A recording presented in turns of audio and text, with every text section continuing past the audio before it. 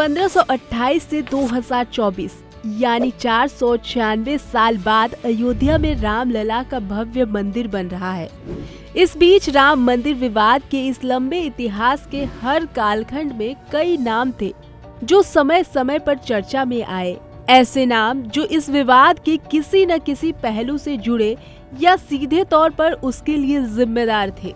आज हम आपको उन्हीं चेहरों से रूबरू करवाएंगे।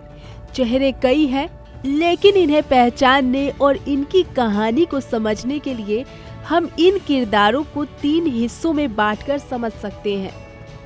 पहले हिस्से में आता है सामाजिक, धार्मिक या ऐतिहासिक किरदार, दूसरा राजनीतिक किरदार, तीसरा और आखिरी कानूनी लड़ाई के किरदार जिन्होंने राम मंदिर निर्माण में अहम भूमिका निभाई।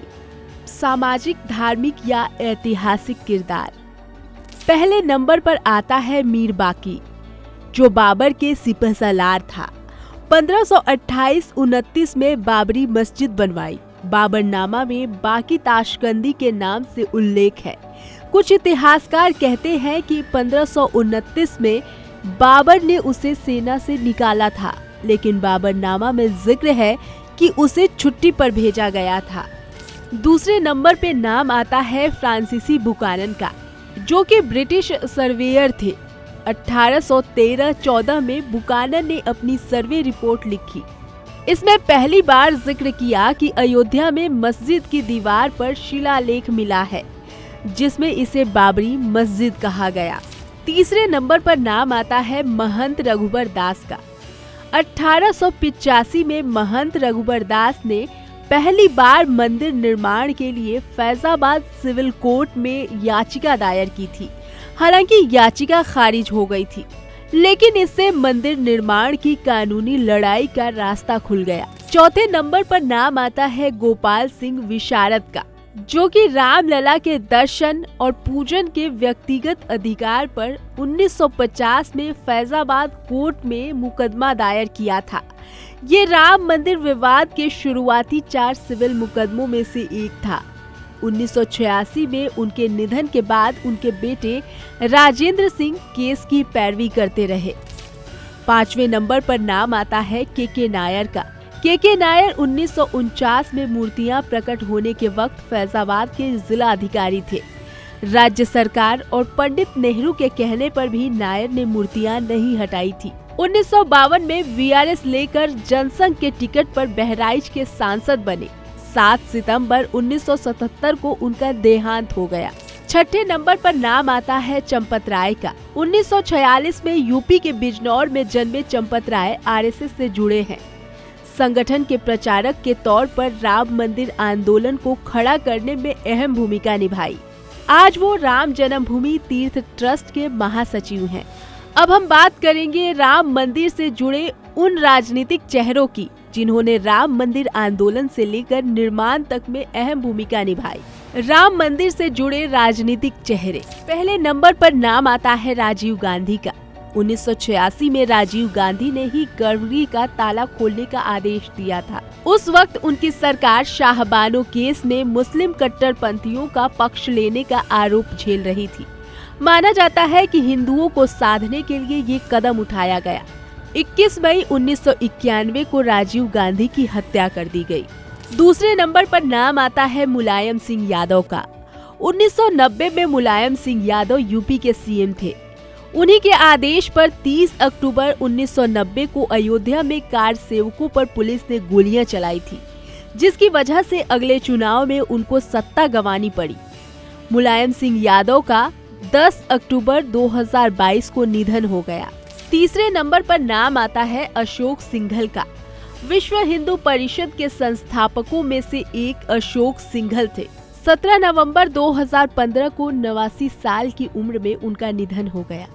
चौथे नंबर पर नाम आता है लाल कृष्ण आडवाणी का। सोमनाथ से लाल कृष्ण आडवाणी ने ही 25 सितंबर 1989 को मंदिर के लिए रथ यात्रा शुरू की थी। बाबरी ढांचा टूटने की एफआईआर में भी उनका नाम था। फिलहाल 96 साल के आडवाणी बीजेपी मार्गदर्शक मंडल का हिस्सा है। 5वें नंबर पर नाम आता है मुरली मनोहर जोशी का। राम मंदिर आंदोलन में मुरली मनोहर जोशी ने बढ़ चढ़कर हिस्सा लिया। 1992 में बाबरी ढांचा टूटने के समय वे परिसर के नजदीक मौजूद थे। फिलहाल 90 साल के हैं और बीजेपी मार्गदर्शक मंडल का हिस्सा भी हैं। छठे नंबर पर नाम आता है पीवी नरसिम्हा राव का। नरसिम्हा राव के कार्यकाल में ही 6 दिसंबर 1992 को बाबरी ढांचा गिराया गया। पत्रकार कुलदीप नैयर ने एक आत्मकथा लिखी जिसमें उन्होंने जिक्र किया कि जिस वक्त कारसेवक ढांचा गिरा रहे थे तब नरसिम्हा राव पूजा में बैठे थे। वे पूजा से तब उठे जब ढांचे का आखिरी पत्थर हटा दिया गया। 7वें नंबर पर नाम आता है कल्याण सिंह का। बाबरी ढांचा गिराए जाने के समय कल्याण सिंह यूपी के सीएम थे। वो उन 13 लोगों में थे जिन पर ढांचा गिराने की साजिश में शामिल होने का आरोप लगा। बाबरी ढांचा टूटा तो उनकी सरकार बर्खास्त कर दी गई। 21 अगस्त 2021 को कल्याण सिंह का देहांत हो गया। 8वें नंबर पर नाम आता है बीजेपी की फायर ब्रांड नेता उमा भारती का। राम मंदिर आंदोलन के दौरान उमा भारती मुख्य वक्ताओं में थी। लिब्राहन आयोन ने उन पर भड़काऊ भाषण देने का आरोप लगाया था। 2003 से 2004 के बीच एमपी की सीएम भी रही। फिलहाल बीजेपी की राजनीति में उमा हाशिए पर है। अगला नाम आता है नरेंद्र मोदी का। मौजूदा प्रधानमंत्री नरेंद्र मोदी शुरुआत से ही राम मंदिर आंदोलन से जुड़े हुए थे। 90 के दशक में मोदी बीजेपी अध्यक्ष मुरली मनोहर जोशी की एकता यात्रा के संयोजक थे। बतौर पीएम उनके कार्यकाल में ही राम मंदिर मामले की सुनवाई में तेजी आई और 2019 में सुप्रीम कोर्ट ने राम मंदिर निर्माण को मंजूरी दे दी। अब बात उन कानूनी लड़ाई के किरदारों की करेंगे जिन्होंने इस लड़ाई में अहम भूमिका निभाई। कानूनी लड़ाई के किरदार। पहले नंबर पर नाम आता है जज कर्नल चैमियर का। डिस्ट्रिक्ट जज कर्नल FEA चैमियर ने 1886 में महंत रघुबर दास की याचिका पर फैसला दिया था और पहली बार सैद्धांतिक रूप से माना था कि मस्जिद को हिंदुओं के पवित्र स्थान पर बनाया गया। दूसरे नंबर पर नाम आता है जज SK यादव का।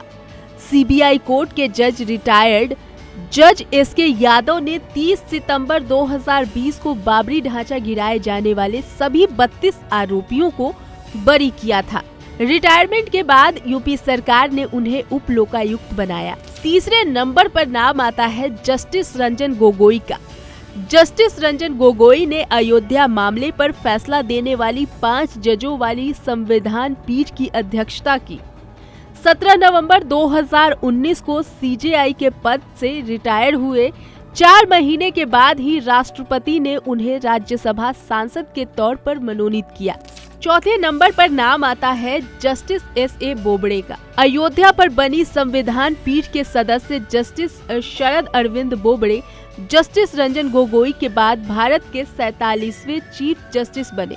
23 अप्रैल 2021 को रिटायर हुए। रिटायरमेंट के बाद justice Bobde Maharashtra national law university Nagpur के चांसलर हैं। अगला नाम आता है जस्टिस DY चंद्रचूड़ का। अयोध्या पर बनी संविधान पीठ में जस्टिस धनंजय यशवंत चंद्रचूड़ भी थे। सबसे लंबे समय तक भारत के चीफ जस्टिस रहने वाले जस्टिस YV चंद्रचूड़ के बेटे हैं। फिलहाल जस्टिस चंद्रचूड़ भारत के मौजूदा CJI भी हैं।